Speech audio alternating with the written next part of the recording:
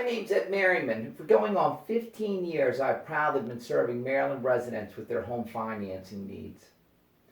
This week, I'm going to do a fun video in honor of Valentine's Day. We think of Valentine's, we think of love and relationship with that special someone. Love is felt and expressed in the medium of relationship. And just like our relationship with other people, we also have a relationship with our homes or real estate that we own. This relationship goes past the warm, fuzzy feelings, memories, and shelter of our homes provide to a legal relationship that is crafted when we take ownership of our properties based on the needs at the time of our purchase. This relationship to our property is important, and we should take into consideration when our personal relationships or circumstances change, because it literally can affect our relationships with the people that we love the most. So, in honor of Valentine's Day, let's explain the various ways of title vesting and what that is and how it's done.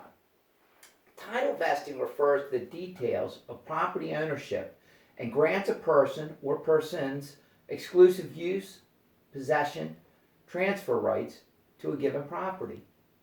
The title vesting is spelled out in your home's deed. We can take a look at the deed in depth at another video.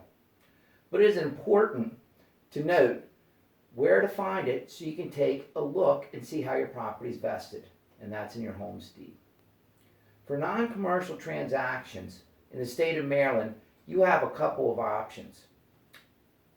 On another side note, there can be tax implications with all of these options, so it is best to consult an expert in these areas when you're making a decision about your title vesting. So let's go over them. The first one we'll go over is sole ownership. This is the easiest and most straightforward type of title vesting. A single person owns complete interest in a property and is in 100% control of its sale or transfer. When that person perishes, the property is included in the person's estate. Number 2, joint tenancy. This is when 2 or more people share equal interest in a property.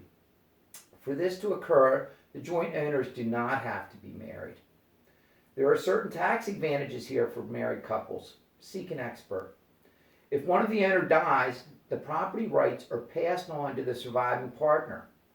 So, those can be conveyed, also the rights of the person that perished, by a will or estate documents, and the property must go through the probate process. The probate process is a topic that we'll discuss on another video. Number 3 way of title vesting, joint tenancy with rights of survivorship. This is different than just joint tenancy. Joint tenancy with rights of survivorship is the same as joint tenancy, but with this type of title vesting, it is a bit more defined. An example is easiest to illustrate this. If you had 3 owners that had interest in a property, each of them has an equal distribution at 33% or 33.3%. If one of them dies, the interest percentage automatically changes to the surviving members, and now the 2 surviving members each owns 50% of the property rights. When the other party dies or leaves their interest, the last property owner gets 100% of the rights of the property, and this occurs without having to go through the probate process. Number 4, tenants in common. This type of title vesting or ownership occurs between 2 or more people, like joint tenancy, with 2 very distinct differences. Number 1, the percentage of ownership can vary between the owners, so it does not have to be equally divided. Number 2, the interest of a party can be transferred by traditional documents like a will or estate to another person that was not part of the original transaction. The other thing to note is that with the transference of rights, the process needs to go through the probate process. The 5th type of title vesting on non-commercial transaction, community property. This type of ownership is for spouses, and it asserts that assets and income obtained during a marriage are not the sole property of either spouse, but that each spouse has an equal ownership right. A big side note. I'm the Maryland mortgage man. Maryland is not a community property state. We are an equitable distribution state. That means the state does not have to split property equally as long as the division is deemed fair by the courts, whatever that might mean. Well, that covers it. There are 5 common types of title vesting in non-commercial real estate transactions.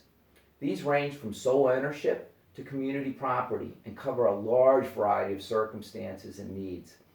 You can find how your property's title was vested on your property's deed, and it's good to know that for the purposes of wills, estates, and taxes.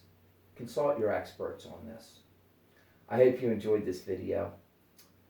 And in honor of Valentine's Day, we are all related, even to our properties. And part of loving our family and spouses is to be educated in how we own and care for our assets. That includes our home. I hope everyone's well. If you're considering a mortgage and want to get the best service, please contact me. I will be happy to assist you. My contact information is on the screen. Until next week, this is Ed Merriman, your Maryland mortgage man, wishing you the best. See you soon. Bye-bye.